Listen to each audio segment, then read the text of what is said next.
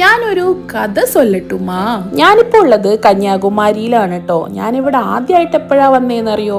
എനിക്ക് 1.5 വയസ്സുള്ളപ്പോ. അന്ന് തൊട്ട് എൻ്റെ ഉമ്മ തുടങ്ങിയതാണ് കന്യാകുമാരിയെ വർണ്ണിക്കാൻ.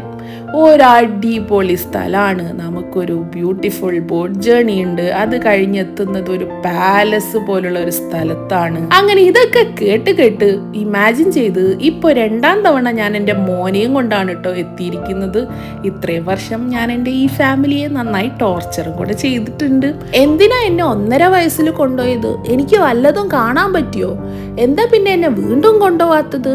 ഇതൊക്കെയായിരുന്നു എൻ്റെ ക്വസ്റ്റ്യൻസ്. എന്തായാലും ഇത്രയും വർഷം കാത്തിരുന്നത് വെറുതെ ആയില്ല. ഉമ്മ പറഞ്ഞതുപോലെ ശരിക്കും ബ്യൂട്ടിഫുൾ ആണ് കേട്ടോ ഇവിടെ കാണാൻ. പിന്നെ പണ്ടത്തെ പോലെയല്ല, ഒത്തിരി ഇവിടെ മാറിയിട്ടുണ്ട്. ദേ ഈ കാണുന്ന ഗ്ലാസ് ബ്രിഡ്ജ് ഒക്കെ ഉണ്ടല്ലോ, അത് ഈ അടുത്തായിട്ട് വന്നതാട്ടോ.